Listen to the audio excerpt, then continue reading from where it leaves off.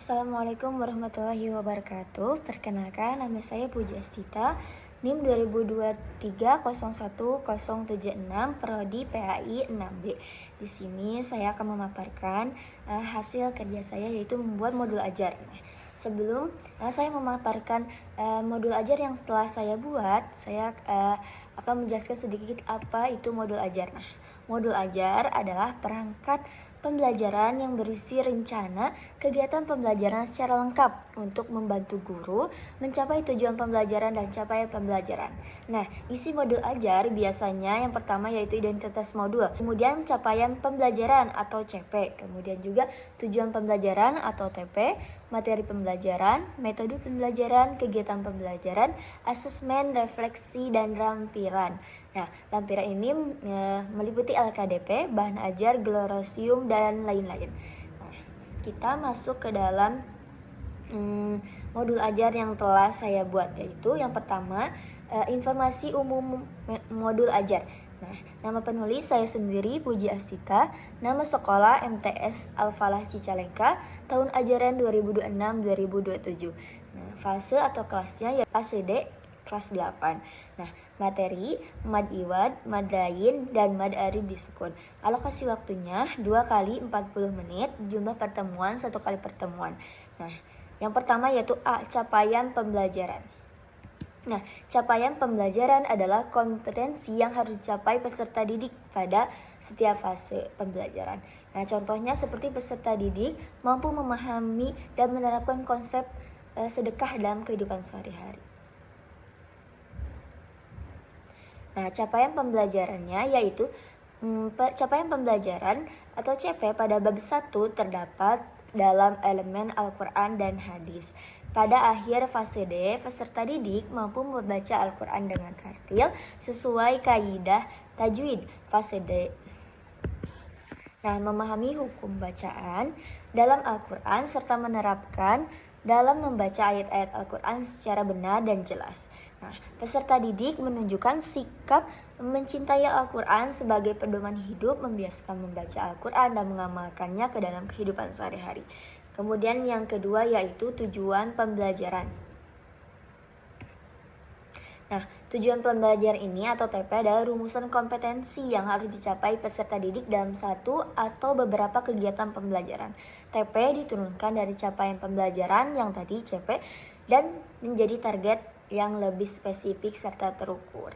Nah, adapun tujuan pembelajarannya yaitu yang pertama, pada bab 1 meliputi hal-hal berikut, yaitu menjelaskan pengertian mad iwad dengan benar, kemudian yang kedua menjelaskan pengertian mad lain dengan benar, yang ketiga yaitu menjelaskan pengertian mad arid disukun dengan benar, kemudian yang keempat mengidentifikasi ciri-ciri mad iwad, mad lain, dan mad arid disukun, kemudian menemukan contoh mad arid, mad lain, dan mad iwad, memberikan ketiga hukum bacaan mad berdasarkan karakteristiknya.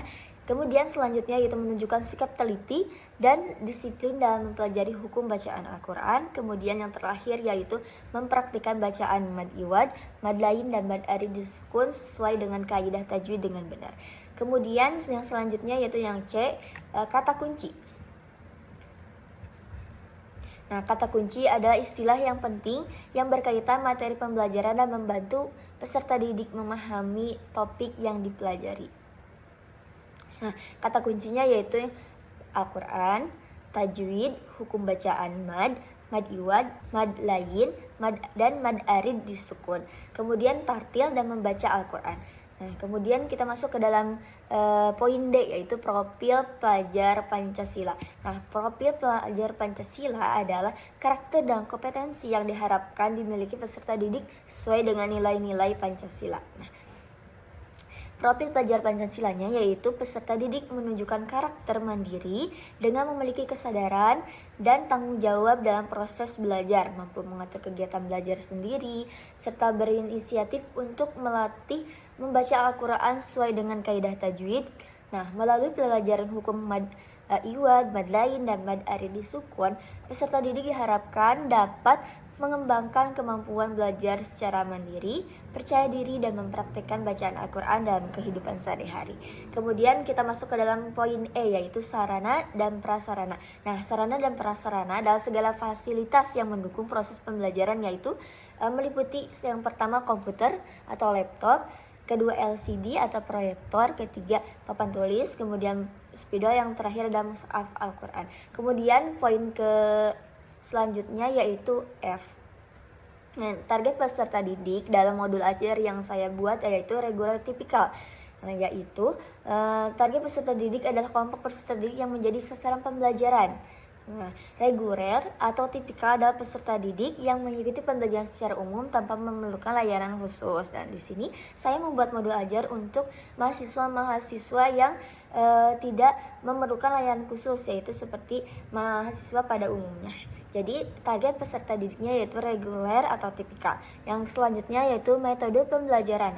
Metode pembelajaran yang saya berikan yaitu problem based learning, yaitu PBL adalah model pembelajaran yang menggunakan masalah nyata sebagai dasar pembelajaran sehingga PBL adalah model pembelajaran yang menggunakan masalah nyata sebagai dasar pembelajaran sehingga peserta didik aktif dan mencari solusinya sendiri.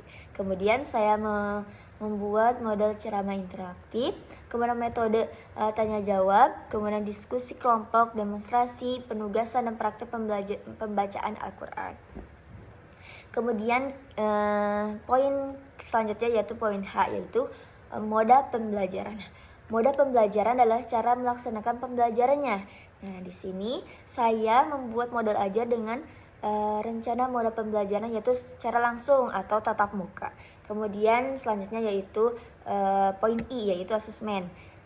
Nah, asesmen adalah proses pengumpulan informasi untuk mengetahui capaian pembelajaran peserta didik. Nah, asesmen saya yaitu individu, yaitu tertulis dan performa, kemudian kelompok tertulis dan performa juga. Kemudian poin J yaitu materi ajar.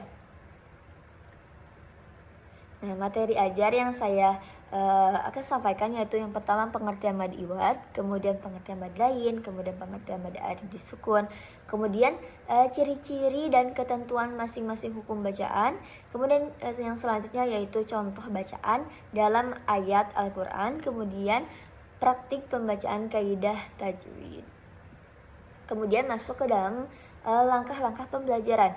Nah, saya membuat satu pertemuan. Jadi pertemuan pertama yaitu topiknya memahami dan menerapkan hukum bacaan mad iwad, mad lain, dan mad arid disukun. Nah, tujuan pembelajarannya yaitu yang pertama memahami pengertian mad iwad, mad lain, mad arid disukun. Kemudian yang kedua menjelaskan ciri-ciri mad iwad, ciri-ciri mad lain, dan ciri-ciri mad arid disukun. Kemudian yang ketiga mengidentifikasi hukum bacaan mad iwad, mad lain, dan mad arid disukun dengan ayat Al-Quran langsung. Kemudian yang keempat yaitu menemukan contoh bacaan mad lain, mad arid, dan mad iwad. Nah, kemudian yang selanjutnya yaitu membedakan ketiga hukum tersebut. Nah, berdasarkan karakteristik atau ciri-cirinya. Kemudian yang keenam yaitu menunjukkan sikap teliti dan tanggung jawab dalam mempelajari ilmu tajwid.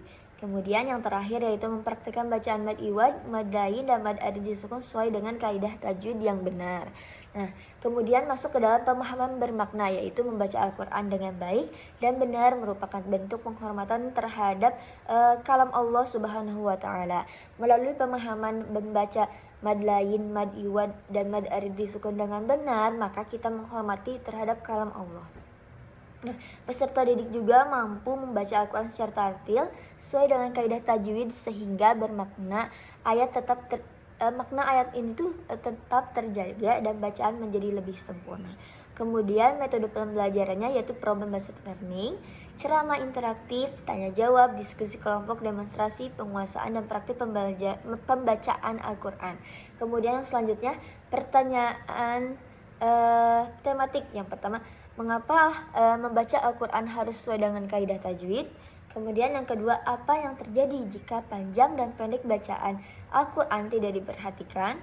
Kemudian soal yang ketiga yaitu Pernahkah kalian mendengar bacaan Al-Quran yang dipanjangkan ketika berhenti pada akhir ayat?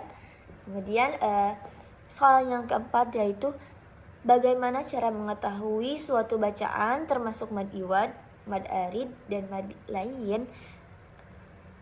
Bagaimana cara mengetahui suatu bacaan termasuk mad iwad, mad lain, dan mad arid disukun? Nah, kemudian soal yang kelima yaitu mengapa seorang muslim perlu mempelajari hukum bacaan dalam Al-Quran.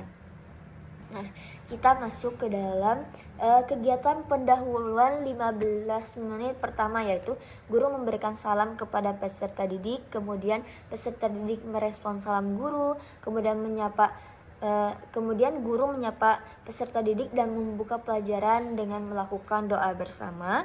Kemudian guru mengecek kehadiran satu persatu. Kemudian guru memberikan motivasi tentang pentingnya membaca Al-Quran sesuai dengan tajwid. Kemudian guru melakukan apresiasi dalam mengaitkan materi yang telah dipelajari sebelumnya. Jadi guru mengaitkan pelajaran sebelumnya. Nah, kemudian guru melakukan pertanyaan pemantik terkait hukum bacaan mad itu tersendiri. Kemudian guru menyampaikan tujuan pembelajaran dan kegiatan yang akan dilakukan. Kemudian guru menyiapkan peserta didik untuk mengikuti pembelajaran. Kita masuk kepada kegiatan inti yaitu selama 90 menit. Nah, dalam 90 menit ini peserta didik diminta untuk membuka buku Al-Quran Hadis kelas 8. Kemudian guru memberikan kesempatan kepada peserta didik untuk membaca buku tersebut. Kemudian peserta didik diminta membuat resume mengenai pengertian, kemudian ciri-ciri dan cara membaca mad iwad, mad lain, dan mad arid disukun berdasarkan hasil bacaan yang tadi. Kemudian setiap peserta didik mempresentasikan hasil resume yang telah dibuat. Kemudian guru memberikan penguatan mengenai materi ciri-ciri, kemudian ketentuan bacaan mad iwad, mad lain, dan mad arid disukun. Jadi dikuatkan lagi oleh gurunya. Kemudian peserta didik dipersilahkan untuk bertanya kepada guru bagi materi yang belum jelas atau belum dipahami. Kemudian guru meminta perwakilan peserta didik untuk menjelaskan perbedaan 3 mad tersebut, yaitu mad lain, mad arid, dan mad iwad itu di depan kelas. Kemudian guru memberikan penguatan mengenai contoh-contoh mad iwad, mad lain, dan mad arid disukun. Kemudian kita masuk ke dalam refleksi. Nah, refleksi guru yaitu apakah pembelajaran yang dilakukan sudah sesuai dengan yang direncanakan? Kemudian bagian rencana pembelajaran manakah yang sulit dilakukan? Kemudian apa yang dapat saya lakukan untuk mengatasi hal tersebut? Kemudian berapa persen siswa yang berhasil mencapai tujuan pembelajaran? Kemudian apa kesulitan yang dipahami atau dialami oleh siswa yang belum mencapai tujuan pembelajaran? Kemudian apa yang saya lakukan untuk membantu mereka? Adapun refleksi siswa, nah pada bab ini kamu telah mempelajari materi mengenai mad iwad, mad lain, dan mad arid disukun. Nah, agar pembelajaran semakin menyenangkan dan bermakna, mari sejenak berefleksi tentang aktivitas pembelajaran kali ini. Nah, tanda centang pada salah satu gambar yang dapat mewakili perasaan setelah mempelajari materi ini. Nanti ada gambar atau emot yang mewakili perasaan peserta didik setelah mempelajari mad iwad, mad lain, dan mad arid disukun. Kemudian apa yang sudah kamu pelajari, apa yang kamu kuasai tentang materi ini, kemudian bagian mana yang belum kamu kuasai, kemudian apa upaya kamu untuk menguasai materi yang belum dikuasai. Coba diskusikan dengan teman sebangkumu. Kemudian masuk ke dalam glosarium. Nah, glosarium adalah daftar istilah penting beserta penjelasan yang terdapat dalam pembelajaran. Nah, yang pertama yaitu istilah Al-Quran, yaitu kitab suci umat Islam yang diturunkan Allah Subhanahu wa Ta'ala kepada Nabi Muhammad Sallallahu Alaihi Wasallam melalui malaikat Jibril. Kemudian yang kedua yaitu tajwid, yaitu ilmu yang mempelajari cara membaca Al-Quran dengan baik dan benar sesuai dengan kaidah yang berlaku. Kemudian mad, yaitu hukum bacaan dalam Al-Quran yang dibaca dengan memanjangkan suara pada huruf tertentu. Kemudian harokat adalah tanda baca dalam huruf hijaiyah yang menunjukkan bunyi dan cara pengucapan huruf. Kemudian yang selanjutnya yaitu waqaf, yaitu berhenti sejenak atau menghentikan bacaan Al-Quran pada tempat tertentu. Kemudian tartil, yaitu membaca Al-Quran dengan jelas, perlahan sesuai dengan kaidah tajwid. Kemudian lampiran. Yang pertama yaitu A, bahan bacaan guru, yaitu pertemuan pertama.